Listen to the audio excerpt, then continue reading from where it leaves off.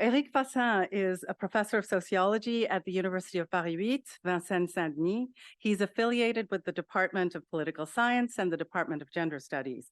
In 2015, he co-founded the Laboratoire d'études de genre et de sexualité, LEGS, the first and only CNRS research center on gender and sexuality in France. He's been a central figure in transatlantic dialogues between France and the US on questions of gender, race, sexuality, post-colonial studies, critical race theory, and academic freedom.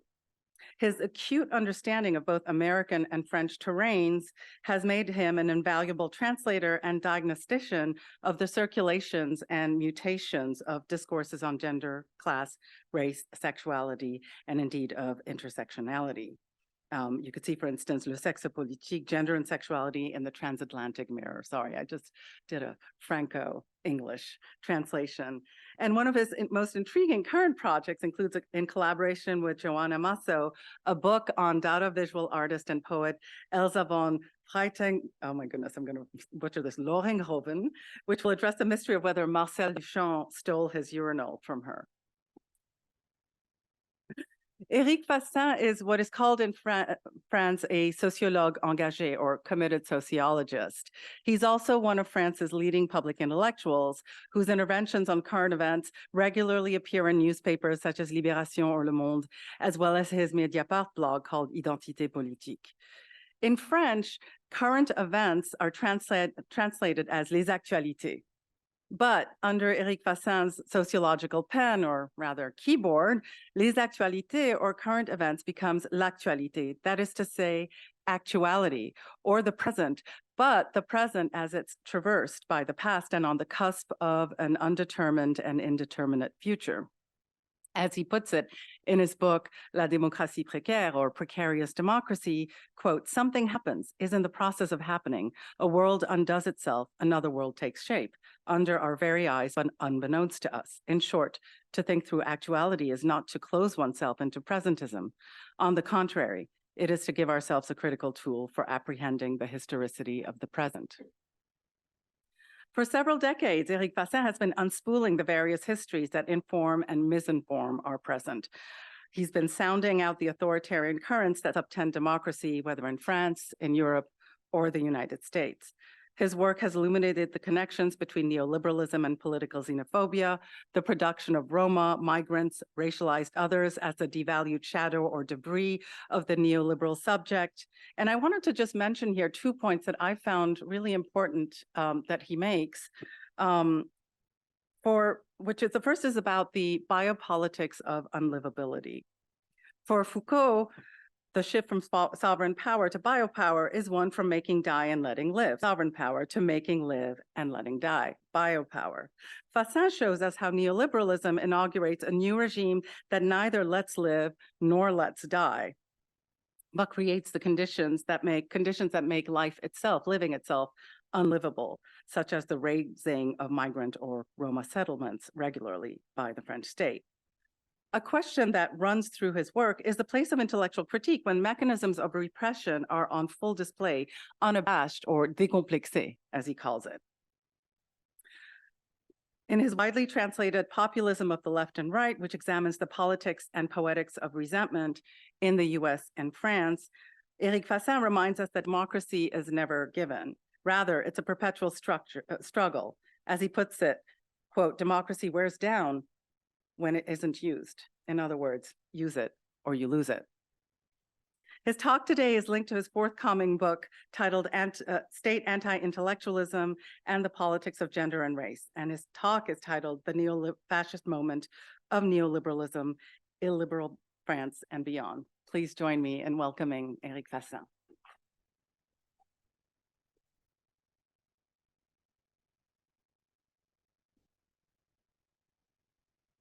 Thank you very much, Deborati, and thank you to all the institutions that have made this possible. I'm spending a busy and very interesting week, and so thank you. This was a wonderful introduction, so now you don't need to hear me because I might be disappointing compared to what you have been hearing.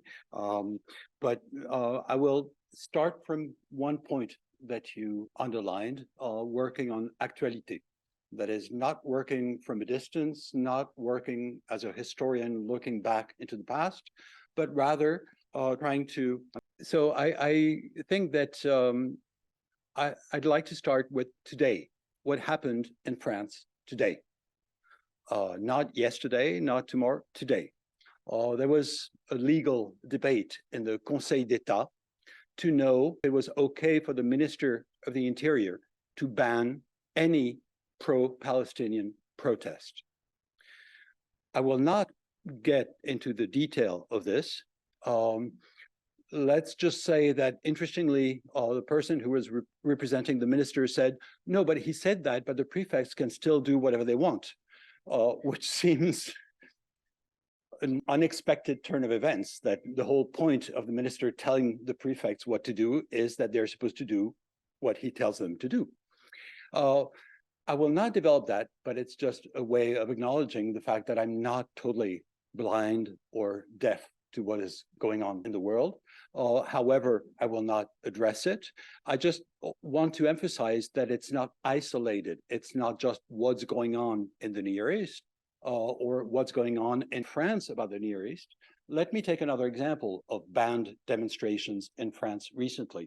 I was at one of these banned demonstrations in early July, quite scared, I must say, because the police hasn't been particularly nice lately.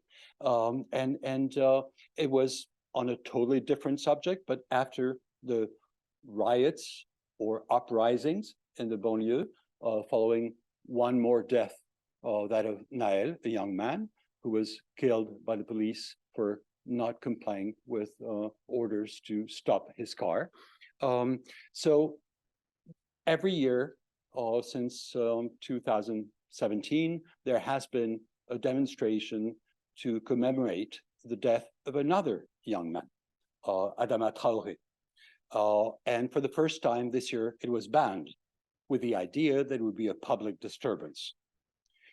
So as a result, Assa Traoré, the sister of Adama Traoré, who's been the visible figure of this movement for years now, she said that she would be standing Place de la République.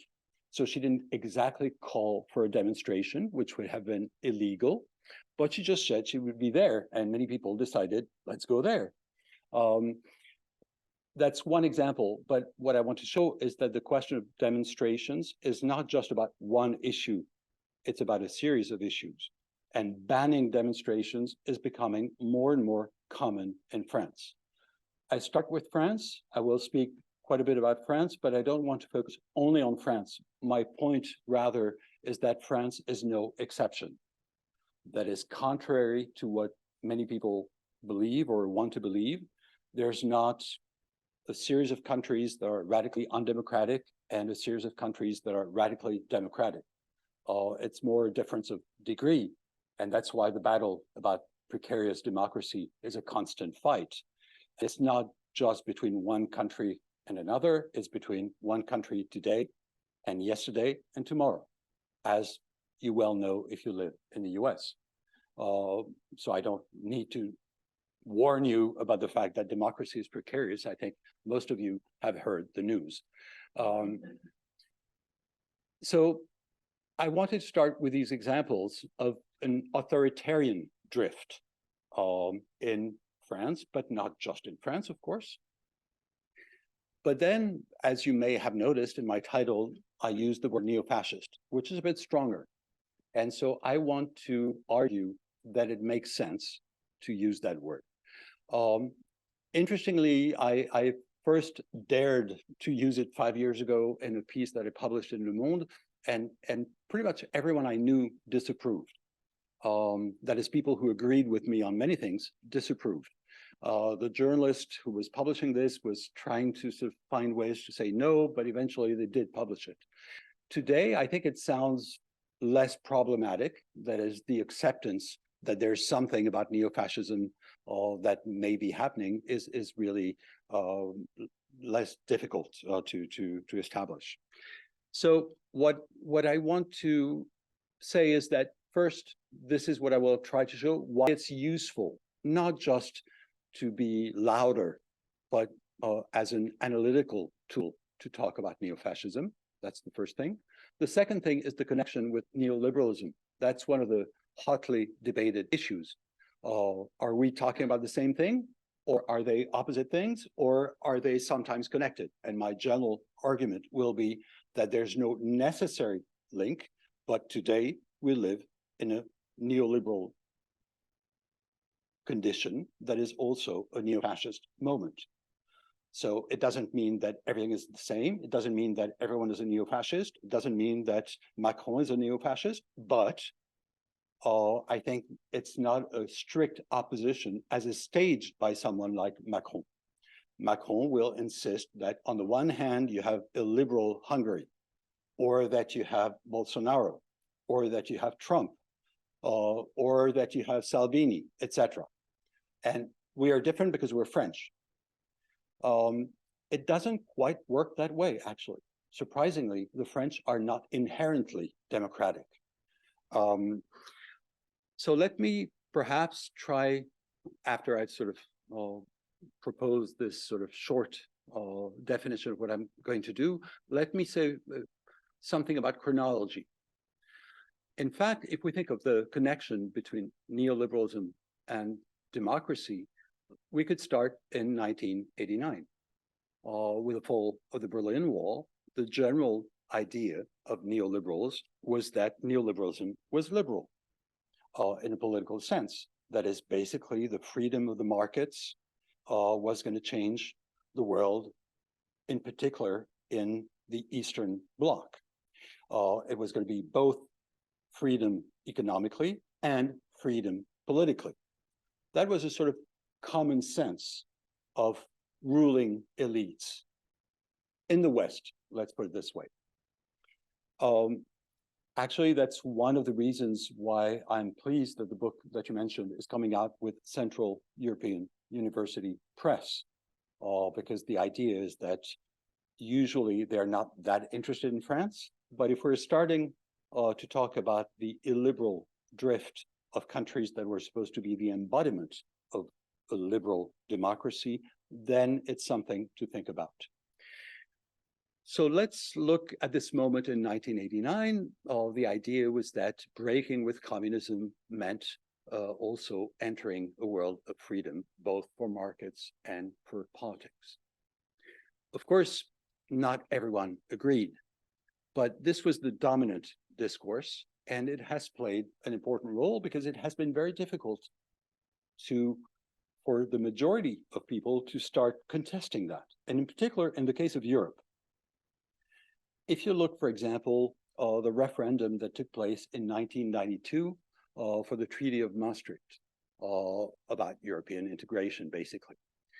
The debate, and we'll speak mostly about France because, of course, there were variations in different countries, but the debate was between people who were nationalists and people who were more cosmopolitan. So nationalists were against Europe, and people who wanted more rights tended to be for Europe. And so in a way, the idea that it was more about neoliberalism was not part of the equation. And this is something that is the direct consequence, I think, of the 1989 turning point.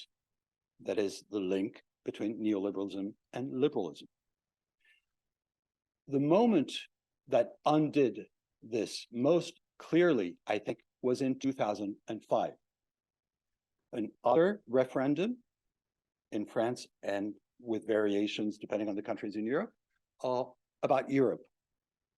As you may recall, this new treaty, constitutional treaty, was rejected by a no vote.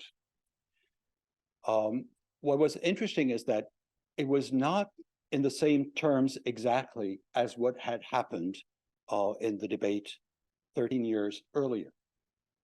In 2005, the debate was not between nationalists and, say, liberal cosmopolitans.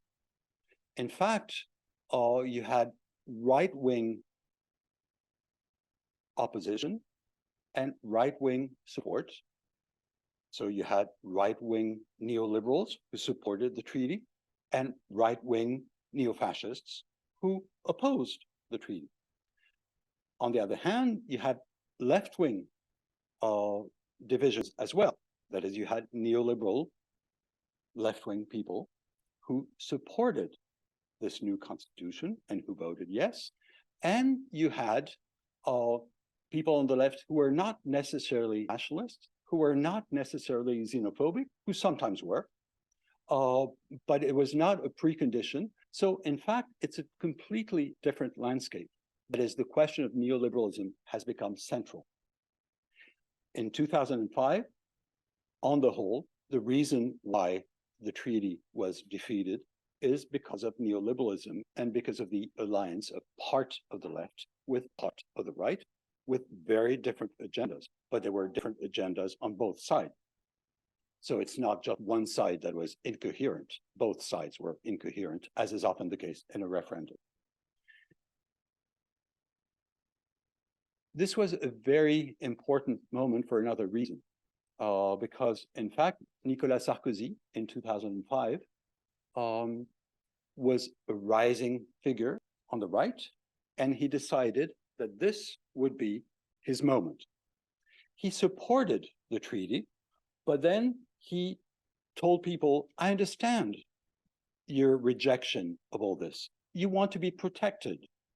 And indeed, that talked to many people right and left, because it's the dismantling of the welfare state for many people, the disappearance of the state in society. So what Sarkozy said, yes, we're going to protect you. We're going to give you power and sovereignty.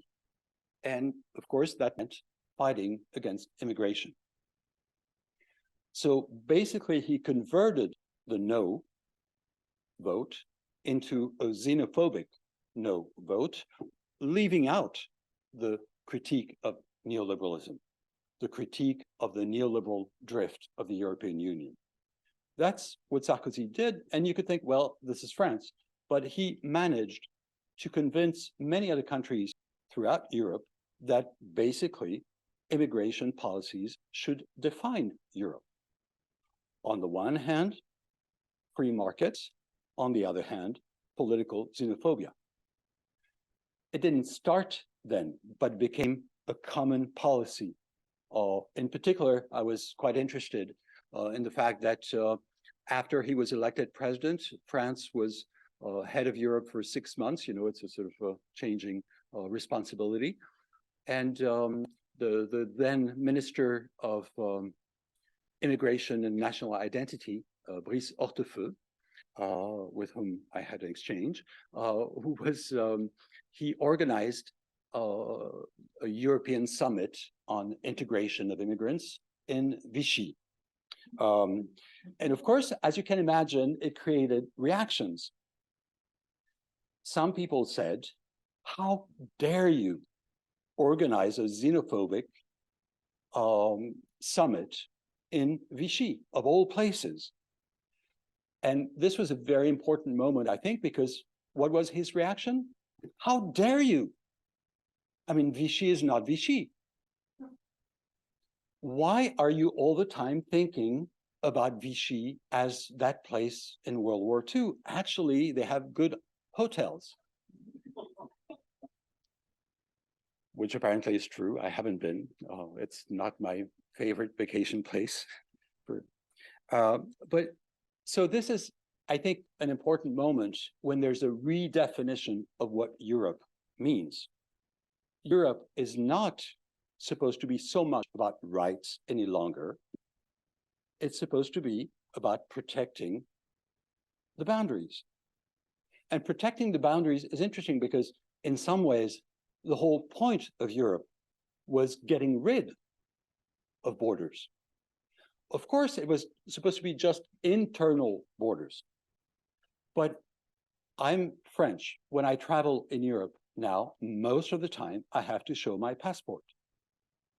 So the idea that you can travel and not show your passport, that's not true anymore. Why? Because everything is about immigration, xenophobia, etc. So there's been a redefinition. Of course, it's still supposed to be the outer boundaries, but of course the outer boundaries have been subcontracted. For example, as you know, the whole issue of Dublin, that is the treaty that establishes what to do when migrants arrive, it's very much about nation states. So are we supposed to accept people who land in Italy?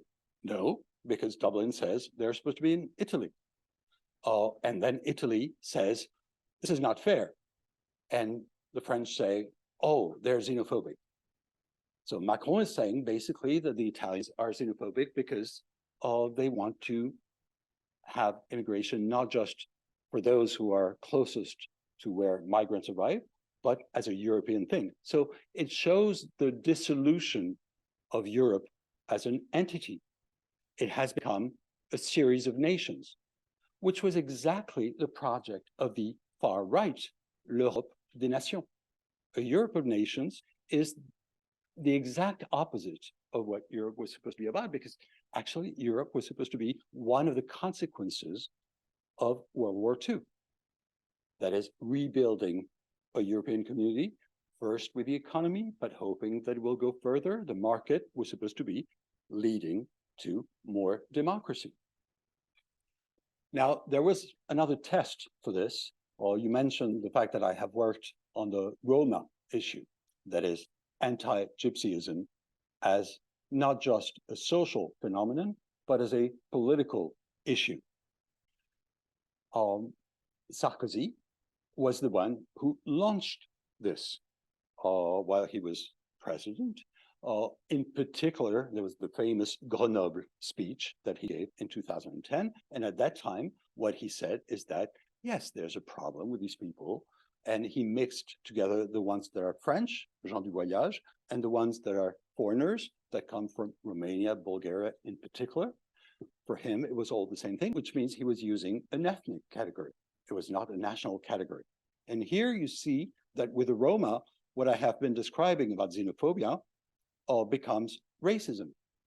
I'm not saying that there's no racism in xenophobia. Clearly there is. I mean, we're talking about Africans. And so of course it's about race.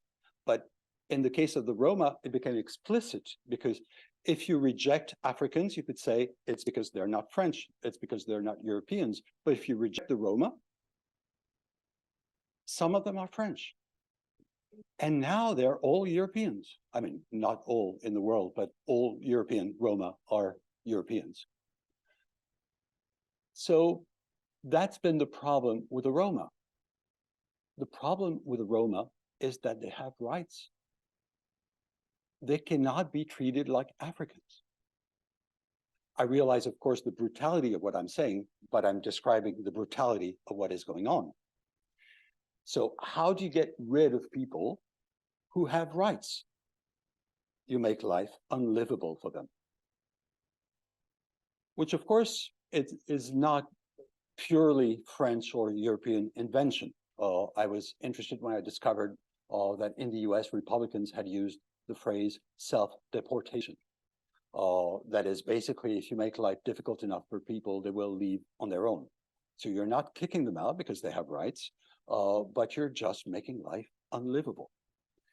Of course, the problem with that is that when people come from very difficult circumstances, you have to make life very difficult for them to choose to go back.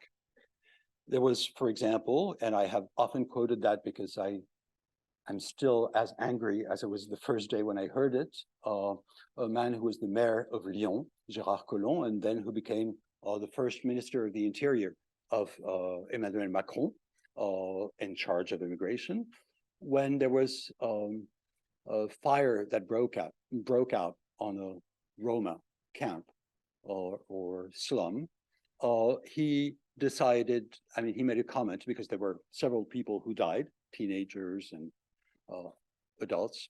And he said, you see, they would be better off going back to their country to live in their country rather than die here.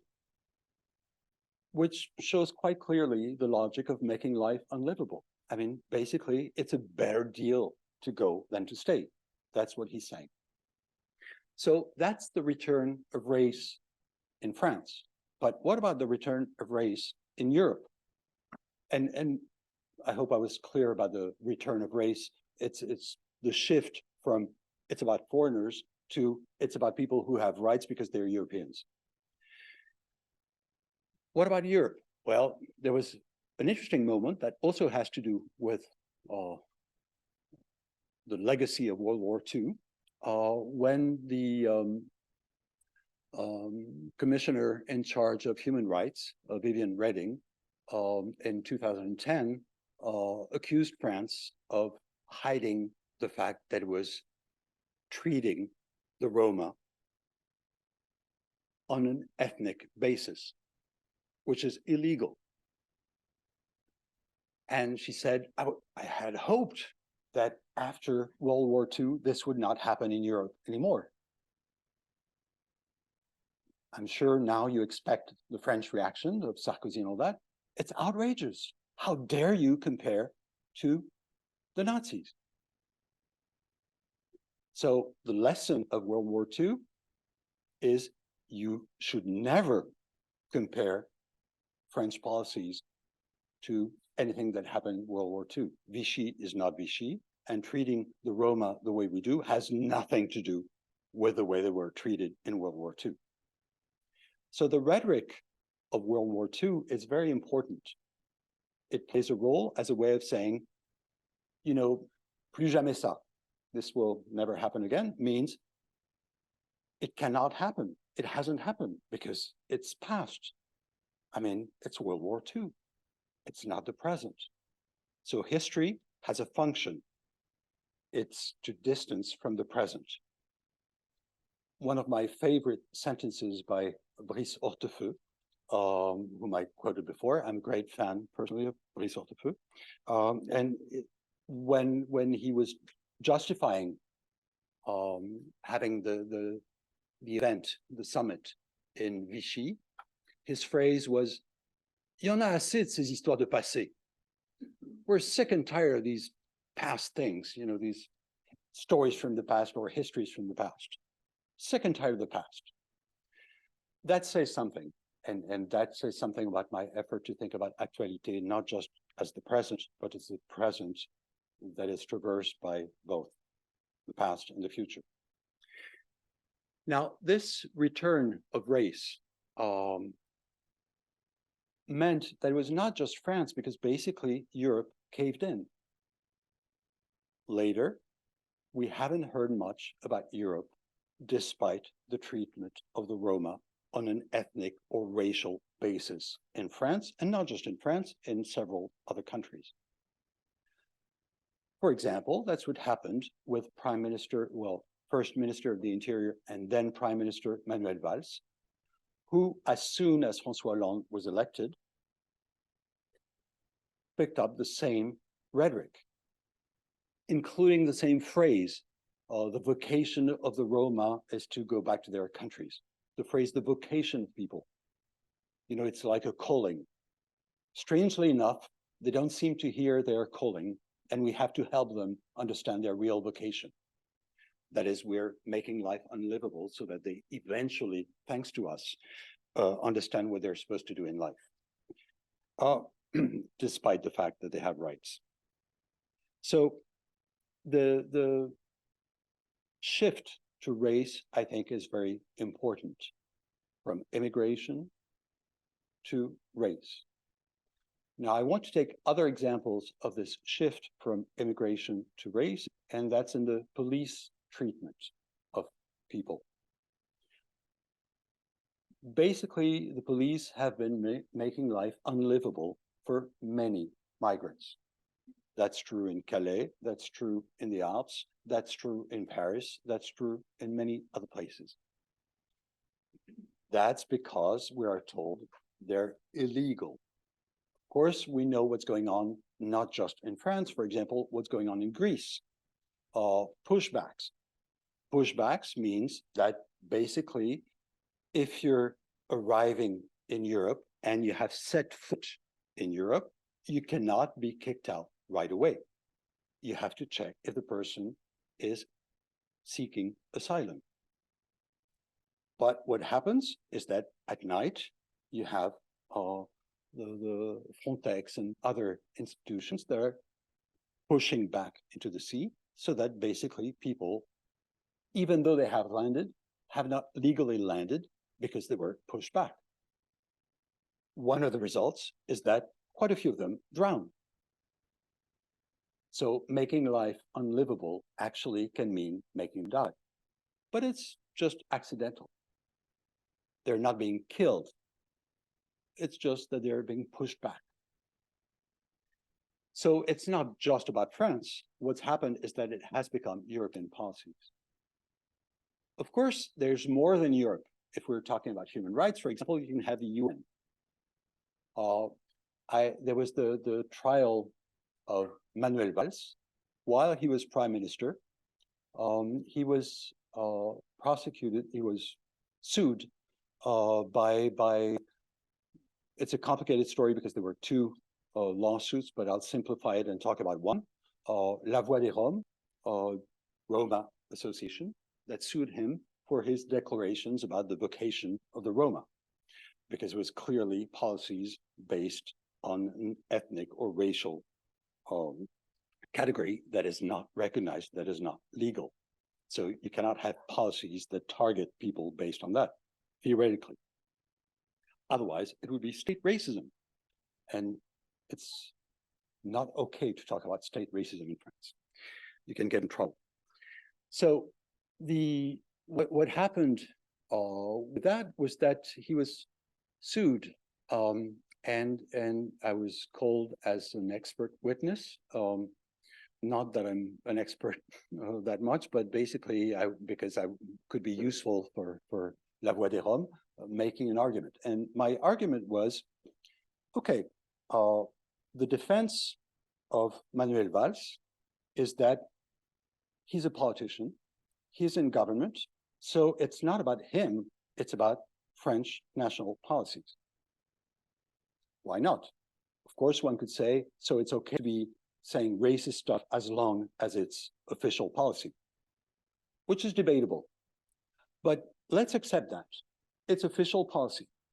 But then you have the UN who says, oh, you have racist policies against the Roma.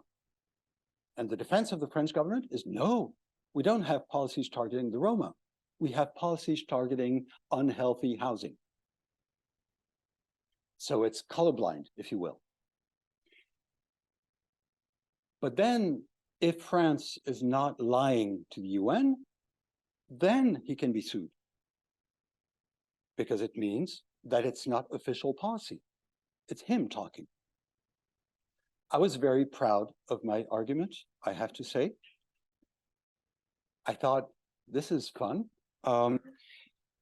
but it had no effect whatsoever, surprisingly. I mean, apparently in courts, it's not always, you know, the argument that you think is fantastic that works. And what was interesting is that the media did not attend the trial. You have the sitting prime minister who's on trial for racism, and you don't have articles in the press. That says something about the authoritarian turn of the government. And in particular, as I was waiting, because it was in the old Palais de Justice, in the center of Paris. So I was waiting. When you're a witness, you have to wait outside until you have your testimony, because you're not supposed to listen to what other people say. And so I saw the journalist whose job was to cover trials for the AFP, the press agency, who came and looked. What was the trial? It's the prime minister. And he turned back and went. It's the prime minister. He just went on. So that says something, I believe. And the difficulty of saying that in the media is also something that is my difficulty in trying to express that in media. So I'm taking these very specific examples, but I hope that they reflect something wider, more than just me being there or whatever. I'm using my presence in the picture as a way of illustrating the argument that I'm trying to make. So race actually is crucial. But let's look at more as a police. because this is about the justice system, but now let's move to the police. If the police are supposed to arrest foreigners, and they're supposed to do that because they want to make sure that they have documents, so undocumented people can be expelled. So the xenophobic policies means you're supposed to try and look at people who are foreign. But how do you recognize people who are foreign? Well, it's because they look foreign. And as you can imagine, all of a sudden, race comes back. Because in a way, if you're white, you don't look foreign. For example, at the Italian border, Cédric Héroux, who's been very vocal about disputing abuses of the state, he's demonstrated repeatedly, and the préfet has been repeatedly sentenced by the administrative court. So he's repeatedly established that systematically at the border between Italy and France, in the train, Black people get arrested. They look foreign.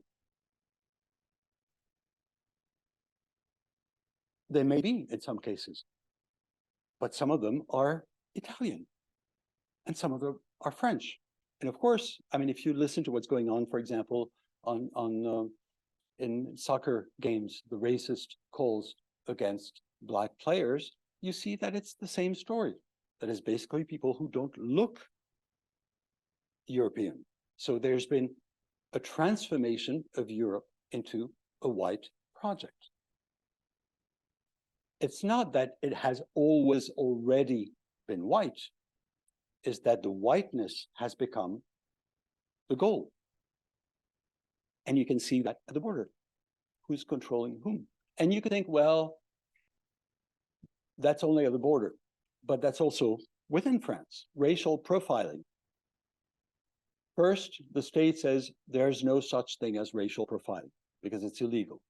Okay, but of course, people who happen not to be white keep saying that they're arrested repeatedly, et cetera, et cetera. But we're told, no, it's because of class. You know, it's because they live in the banlieue. Okay, but then in some cases, they have established with people watching that, in fact, it's based on appearance.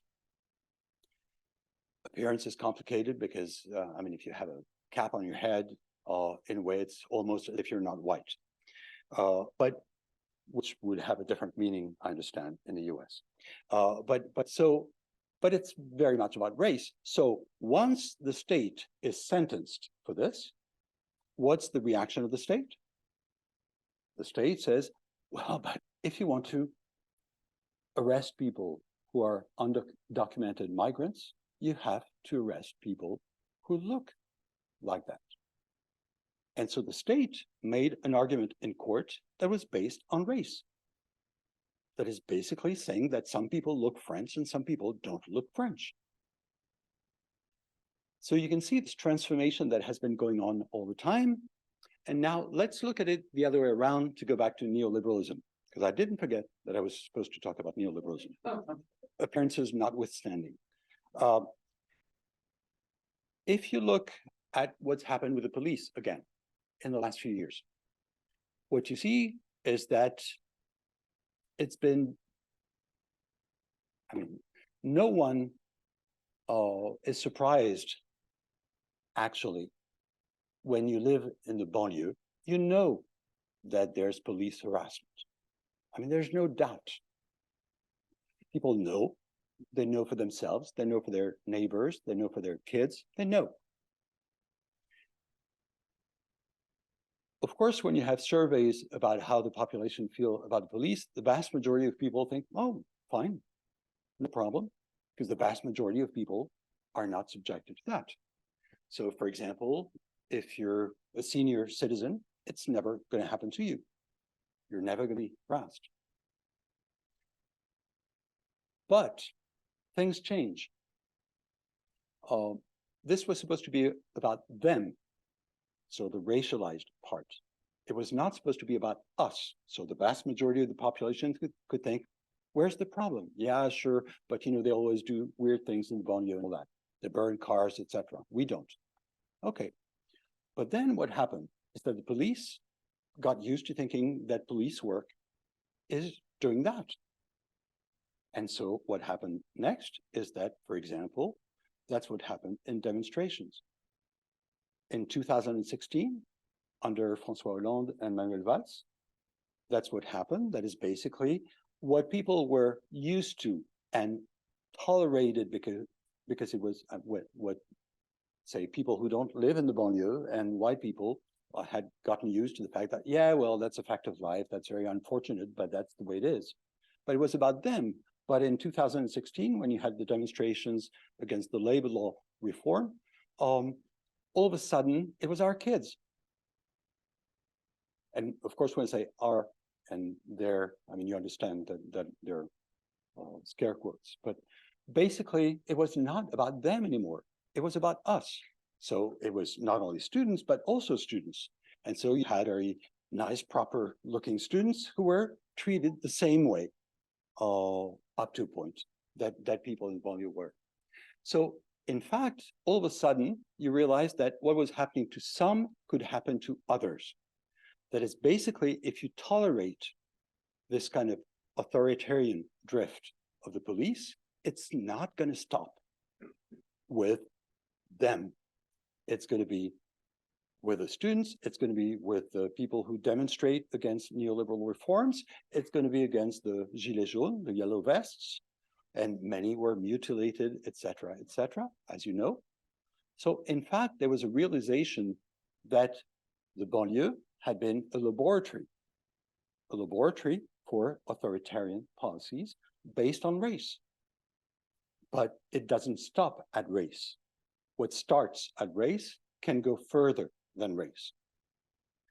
And in some ways, can I take 10 more minutes? Is that okay? In some ways, that's something that I have tried to think about, not just about France. It seems to me that one of the interesting elements when we think about all these elements is how what happens cannot just be interpreted, say, in terms of class, but not just in terms of race, or not just in terms of gender. It's very much intersectional. And one example that was very striking to me is the neo-fascist turn in Brazil. In fact, you can see that the arguments used by Bolsonaro to be elected and after he was elected were very much intersectional. He was talking about racial minorities. He was talking about women. He was talking about gays. He was talking about the poor. He was talking about native populations, etc. So he was really sort of combining all the dimensions of domination. So in fact, what we see is that neo-fascism has worked very much. And of course, the same applies to Trump in the US, playing the different cards. Despite rumors that basically it was about the working class that was really choosing to vote for Trump. Now, that's why this intersectional laboratory that has applied to Brazil or that can happen with a banlieue in France or in different countries.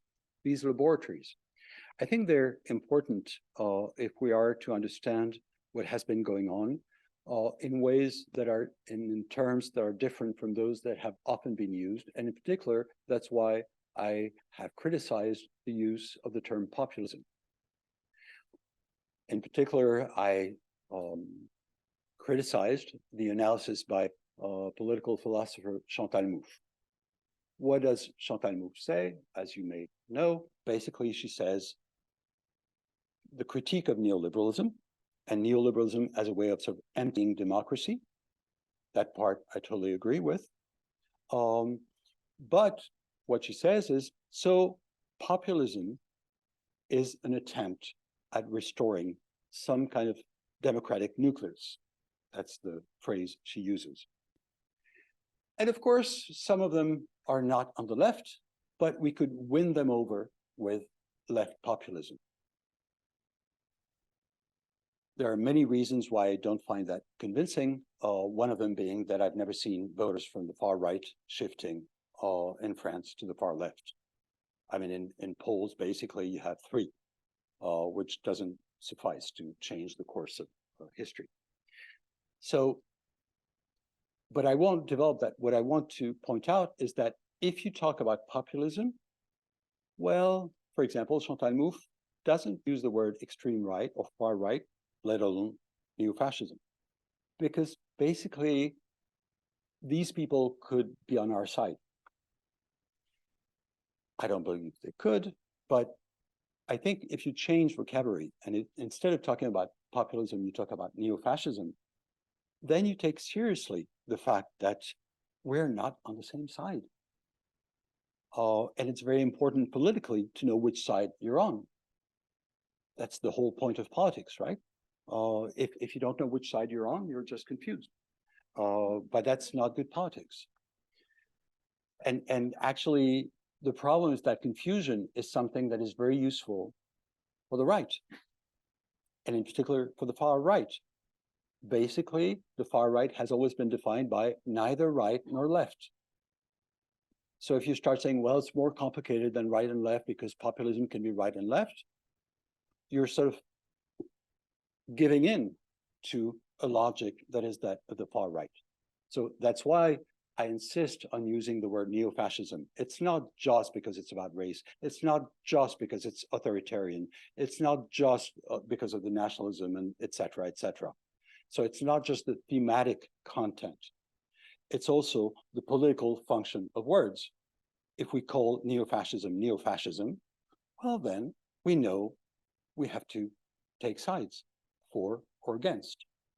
And so I think the descriptive work that I'm trying to do is not, hopefully, purely descriptive. It has a function, which is to say, which side do we want to be on? So let me spend a few more minutes drawing to my conclusion very soon. I'm trying to reassure Debarati, but I can see she's not reassured because she thinks it didn't sound quite believable, did it? So let me take one last element, which I think has played an important role. I will not develop it very much, promise, but I think it's part of the story.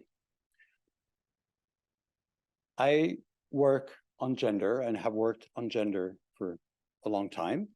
And one of the elements in the early 2010s was the fact that all of a sudden, campaigns against so-called gender ideology, or in French, théorie du genre, the theory of gender or gender theory, have risen in France in particular. And I'm proud to report that France was a pioneer in many ways. But let's not brag, because actually in Latin America, it was quite good too. And it has spread in many countries. So the internationalization of campaigns against gender is very much an element that is fundamental for the years 2010. It started with the Vatican. The Vatican played a major role. And in my seminar in the years 2004, I surprised people who thought they were going to hear about gender and sexuality from a queer perspective because I talked about the Pope. And so people were not amused. But what was interesting is that the difference between the Vatican attacking gender and the neo-fascist attacks against gender in the years 2010, the difference is that it's a shift from a conservative or reactionary perspective to a neo-fascist perspective. And why? In particular, because of anti-intellectualism. The Vatican is not anti-intellectual because they believe that theology is important. Studying is important. Knowing things is important. Quoting from texts is essential. It's all about accumulated knowledge. So they're not anti-intellectual. They claim, I mean, one may or may not be convinced by the validity of their arguments, but at least it's a belief in the importance of intellectual work. For example, they read Judith Butler. Not always well, and not always in a sort of positive perspective, but they do read Judith Butler. And I think that says something about the fact that they take intellectual work seriously. But there's another difference between the anti-gender Catholic position and the neo-fascist position, is that what you see, for example, today with Pope Francis is that the far right hate him, even within the Catholic Church. Some people actually want to kill him because they're pretty serious when they hate. And why? In particular, I mean, for several reasons, but one of them is his stance on immigration. That is basically, that's the difference with neo-fascism. It's the intersectional nature. That is, basically, the Vatican is just about gender, which is a big problem in itself in many ways, and the sexual politics of the Vatican are a big issue. But it's not the same thing as thinking it's gender and it's race and it's sexuality, it's everything. So I think it's interesting to pay attention to what's happened with that because of the anti-intellectualism. And that's where you realize that, of course, I mean, in the US, you all experienced the attacks on academia. But as you know, it's not just in the US. So for example, you have Central European University that was expelled from Hungary after they started getting rid of the gender studies programs. But then they found other reasons to expel the university. And of course, we know about Putin, and we know in many countries, we know that, for example, in Turkey, many colleagues have been prosecuted and persecuted for years because they were, I mean, the academics for peace have been really a target. And what is interesting is that, and this is where I want to conclude, France has not been an exception. Of course, there are differences in degree that are extremely important. I don't want to say everything is the same thing, but the logic is comparable. In Turkey, people go to jail. But for example, that's not really the case in Brazil, but still the pressure is considerable. In France, people don't go to jail, but you have attacks by Macron. You have attacks by the former Minister of Education. You have attacks by all kinds of people. It's not just the media. It's not just the social networks. It's the government. And that was the whole attack against so-called Islamo-leftism. No one knows exactly what Islamo-leftism means, but basically it's people who are on the left and who are considering the possibility of using the word Islamophobia, if I can summarize. If you want to extend it, it's a little bit like political correctness, which had a very wide use, as you may recall or have heard, depending on your age. But political correctness could apply to all kinds of things. So does Islamo-leftism. For example, it can include inclusive language. That is, if you start putting an E at the end of the word to show that it's not just men. And of course, I mean, if you're interested in the environment, you're potentially an Islamo-leftist, etc. So it's a relatively open definition. And basically, it means people you don't like who are on the left. But the focus is Islam, which of course is very important. And what you can see is how the language, and this is something that I will revert to on Friday, that's why I can stop now, but the way all this functions means that if you're talking about Islam, of course, it has nothing to do with racism. You're just talking about a religion, and that's part of a healthy French tradition since the French Revolution and the Enlightenment. And so it's not about race. And of course, the word race should not be used. And it's about religion. And so it's about laïcité.